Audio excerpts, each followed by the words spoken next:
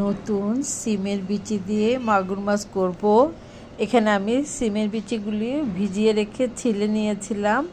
তারপর এই যে একটু লবণ দিয়ে আমি একটু ভেজে নিচ্ছি, তাহলে বিচির গন্ধটা থাকে না। আর এখানে আমি সব মশলা, পেঁয়াজ বাটা, রসুন বাটা, সামান্য 1 চিমটি আদা বাটা, জিরা গুঁড়ো, ধনিয়ার গুঁড়ো, লবণ সব কিছু একসাথে দিয়ে আমি মরিচের গুঁড়ো সব দিয়ে ভালোভাবে কষিয়ে নিচ্ছি।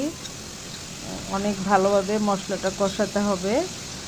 তো এখন মশলা ধুয়ে পানিটা দিয়ে দিলাম কিছুটা পরিমাণ, দিয়ে আমি কষিয়ে নিচ্ছি খুব ভালো করে। এই যে তেলটা উপরে উঠে আসছে। এখন আমি মাগুর মাছটা সুন্দর করে ধুয়ে রেখেছিলাম, এখন দিয়ে দিলাম। তো মাছটা দিয়ে, এই মাগুর মাছটা নরম, বেশিক্ষণ রাখা লাগবে না, অল্প একটু কষিয়ে আমি তারপর উঠিয়ে নিব। মাগুর মাছটা কষিয়ে রাখলেই ভালো লাগে, মাছটা সফট থাকে, ভাজলে এটা শক্ত হয়ে যাবে। এই তো আমি এখন মাছটা উঠিয়ে নিচ্ছি একে একে সবগুলো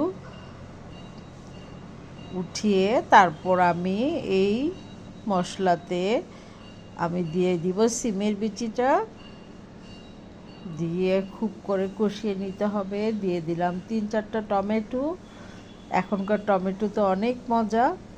তো দিয়ে এখানে সিমের বিচিতে অনেকটা ঝোল দিতে হয়, কারণ বিচি ঝোলটা টেনে ফেলে।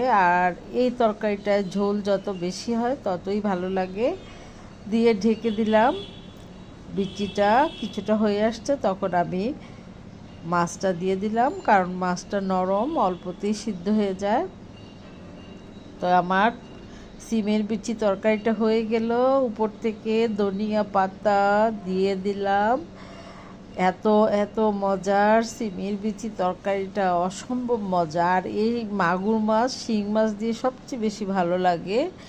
এই সিজনের সিমের বিচি খুবই ভালো। ইচ্ছা করলে আমরা ফ্রোজেন করে রাখতে পারি। বিচিটাকে ভাপ দিয়ে ঠান্ডা করে প্যাকেটে রেখে দিলেও আগামীতে রোজায় খাওয়া যাবে।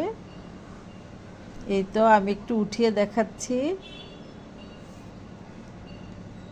খুবই মজার, খুবই মানে তৃপ্তিদায়ক। আমি কি বলবো, এত ভালো লাগে। জানি না কার কাছে কেমন লাগে মাগুর মাছ, আমার কাছে তো ভীষণ ভালো লাগে। এই যে, তো আমার রেসিপিটা কেমন লেগেছে অবশ্যই কমেন্ট করে জানাবে। আর যারা ইউটিউব থেকে দেখছে, প্লিজ আমার রেসিপি ভালো লেগে থাকলে লাইক, কমেন্ট অ্যান্ড শেয়ার করবেন। আল্লাহ হাফেজ।